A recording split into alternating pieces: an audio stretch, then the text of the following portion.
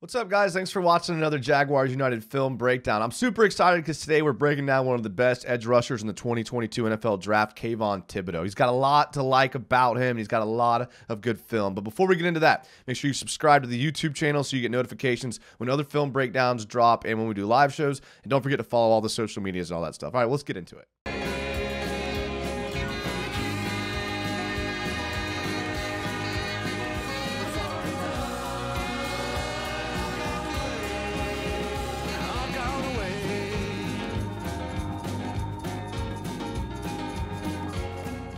Before we get into the film, a couple things about Kayvon Thibodeaux. At 6'4", 254, he definitely has the size to be a edge rusher in the NFL. He ran a 4.5 40, which really made teams realize his athleticism with 49 tackles, 7 sacks, and 2 forced fumbles in 2021. He definitely set himself apart as one of the premier edge rushers in college football. 2020 was kind of a wash because of COVID. The Pac-12 didn't play a bunch of games and injuries. And in 2019, he had 35 tackles and 9 sacks. So he's been productive his entire career at Oregon. In fact, he was the #1 recruit coming out of high school in 2019. He's got good bend, good dip, strong hands. He's really strong at the point of attack. He uses the leverage really well. Really good at extending his arms and keeping his legs moving. That's something that you definitely want to see out of ends. He abuses tight ends and running backs regularly. One of my favorite things about him is that he's really good at understanding angles. Against the run or even in pass rush, he would always take the best angle to the quarterback. That's not necessarily something that you can teach. So I always like to see that out of edge rushers. He created a lot more pressures than his numbers indicated. I mean, the sack totals weren't Aiden Hutchinson level, but if you watched his games, I mean, he was dominant. I mean, he was always in the backfield. He was affecting plays. He was making quarterbacks throw the ball away all the time, throwing to bad passes, doing things they didn't want to do. He was very, very disruptive. He was held a lot. It led to a lot of holding calls, a lot of double and triple teams even. I had never seen offensive coordinators game plan for a player like they would against Kayvon Thibodeaux. Screens behind him, the ball away from him, getting the ball out quick. They didn't want him to be effective in the game, so they would try to neutralize him with their offensive game plan. It was good to see. He's versatile along the defensive line. He can play the 9 technique, the 5 technique, even had some pressure from the 3 technique. If there's anything people are going to say about him, that maybe he needs to work on some of his finesse moves, maybe his hand combat. He missed a lot of games because of injury. He missed half a game because of targeting. Gets the Brian Arapko comps, and you'll be able to see in this film why. But very athletic player. I like him against the run as well. So it's gonna be fun. So let's just jump right into the film. So I like this play a lot because it encapsulates what Kayvon Thibodeaux does. He does this over and over and over again. This is one of the things that made him absolutely unstoppable at the college level, anyways. So here you're going to see Kayvon Thibodeaux lined up. He's usually on the backside in the 9 technique here. And you're going to see Cal's in empty formation. So empty formation, licking his chops, ready to go. You got a 4-eye, a head up, and a 3 technique. So pretty standard for a 3-4 odd man front. But, I mean, watch how quick he gets off the ball. And he's unblockable. I mean, even though there's a tight end here, the tackle can't reach him. I mean, the tackle's not even finished with his kick step before Thibodeaux gets there. I mean, we're going to see a reverse angle. And he holds him. I mean, I'm pretty sure he got a holding call here, but just the explosiveness and the athleticism. I mean, he's ready pre-snap to jump this. Jumps it, gets held, makes a play. Again, we're going to see the reverse angle here. And just watch how quickly he gets off the ball at the snap. I mean, before the tackle can even realize where he's at, he has to try to get a hand on him, and he just holds him. The dip and the bend from Kayvon Thibodeaux, just absolutely insane. I mean, this is what he does over and over and over again. I mean, just every game, he was just putting so much pressure on quarterbacks because he was so quick to the edge.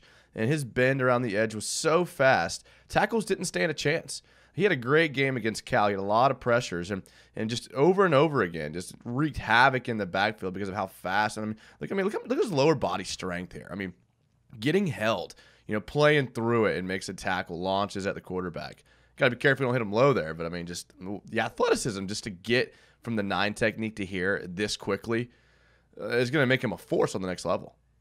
Kind of like I was talking in the intro, Kayvon Thibodeaux has the ability to create pressures and collapse pockets from anywhere on the defensive line. He gets classified as an edge when you're looking at scouting reports and all that. But, I mean, he really has the ability to get pressure from anywhere. And here we're just going to see another example of that. Here's going to be lined up in the 5 technique. Okay, so usually he's on the backside on the 9 technique, but here they got him lined up on the 5, the outside shoulder of the tackle. And I mean, it looks like that Oregon's bringing pressure.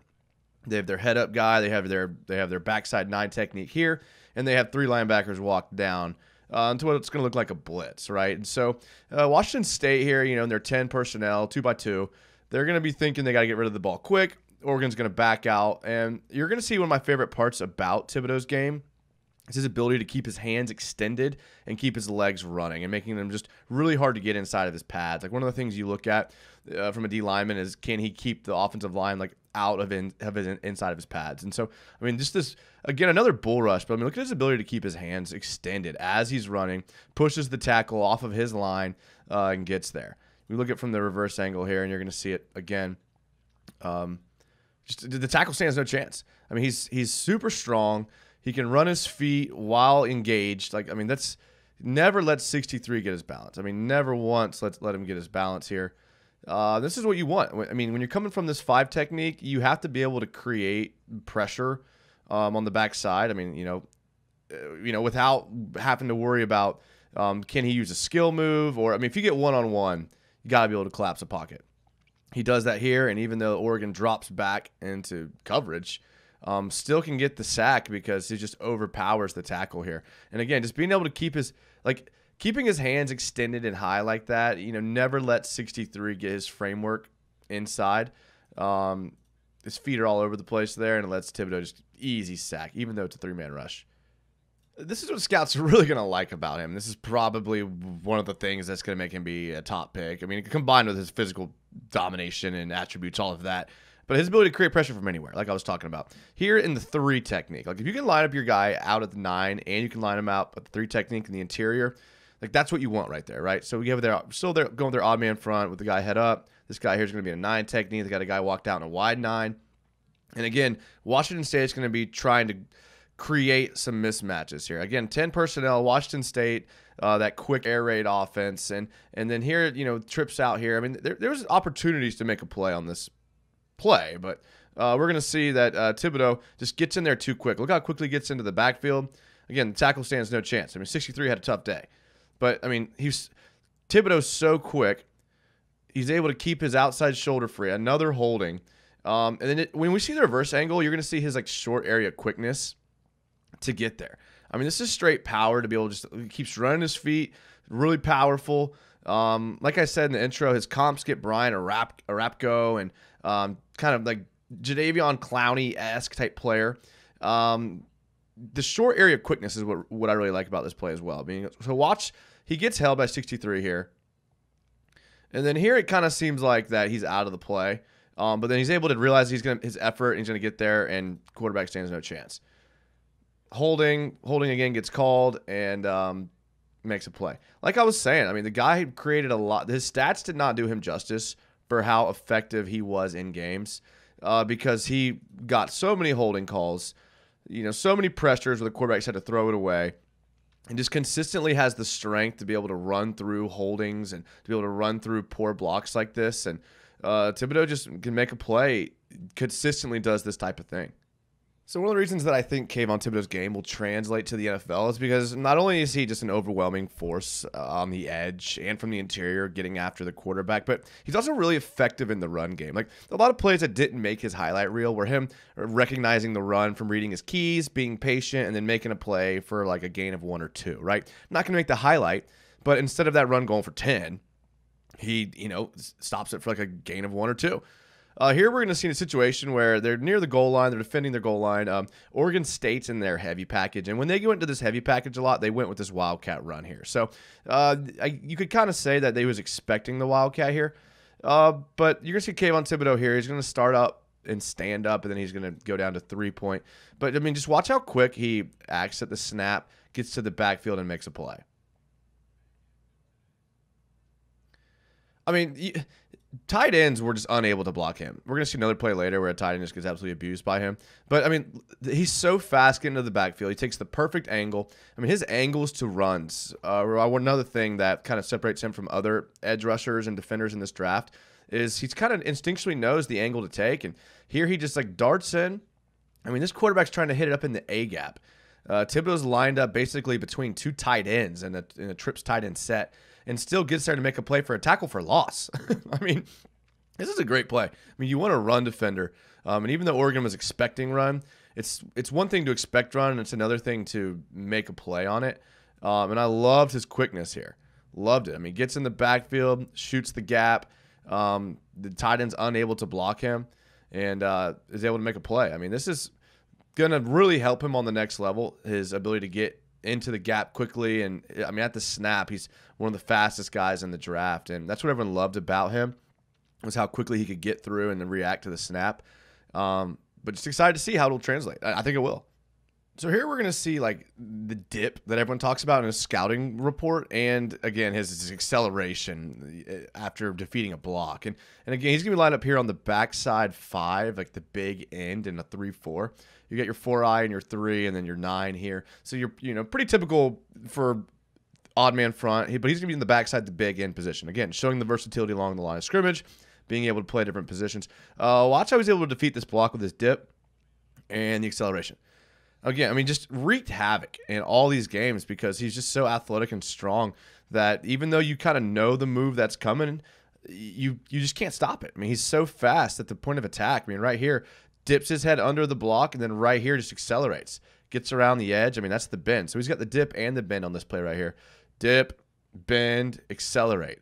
And, I mean, like, that's something that's going to translate to the NFL because that's pure athleticism. This is why he gets the Brian Arapko comps, is because this is the type of thing. Again, like maybe doesn't have the spin move, maybe doesn't necessarily have like the hand combat to defeat these technical guys, but on passing down situations, he's going to be able to give you this athleticism to be able to get to the quarterback. And you couple that with his ability to stop the run.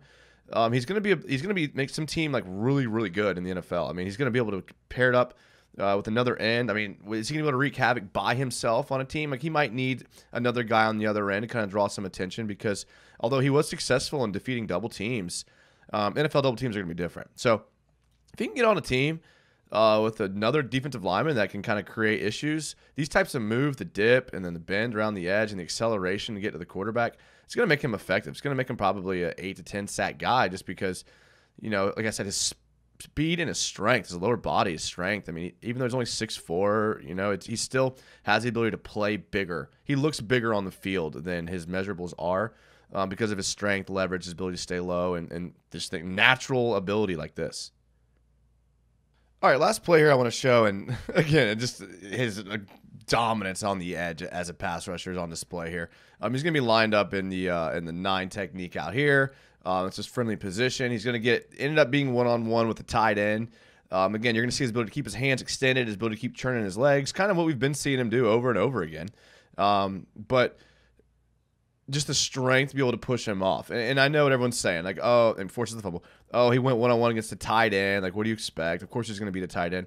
I mean, not necessarily. This is Greg Dulcich. I mean, he's one of the top tight ends in the country. Redshirt junior. He was a semifinalist for the Mackey Award, so this isn't your just run-of-the-mill average tight end. This guy is good at blocking. I mean, he knows what he's doing. I mean, he's an experienced player. And Kayvon Thibodeaux just throws him like a rag doll. I mean, you can see how he uses his hands here. Just the power here to push him off. I mean, that's a 260-pound tight end. I mean, this isn't, a small running back. I mean, he dislodges him. He's able to keep his legs running. And it's not so much the ability that he, overcomes it. It's his ability to keep his speed. If you can create contact with your hands here and keep your speed, that's what allows him to be so effective and get there on the backside of this blitz because he can do that. I mean, he's there. I mean, in real time, he's there in under 2 seconds. And if you can get to the quarterback in under 2 seconds, I mean, that's a win. And again, he just does this time and time again. I mean, he uses his just God-given athleticism and speed and strength and kind of instincts at angles of attack. We talk about guys like Aiden Hutchinson, who are very instinctual about which pass move to use, which pass rush move to use. He knows when to swim move. He knows when to bull rush. He knows when to spin. Thibodeaux's just instinctual on his angles and when to attack and just kind of keeps his legs moving. Like I kind of said, I'd never seen defensive coaches game plan for him as much as he did. And if it wasn't for injuries, if it wasn't for, him being taken out at the end of games when they're blowing teams out, he missed a half for a targeting call. I mean, his stats would probably been up there with Aiden Hutchinson's, and there's a contention for him probably being the #1 pick in the draft. I think he ends up probably going a little bit after that, but whoever gets him is going to get a really, really good player. And they're going to get a player that's going to immediately upgrade their defensive line.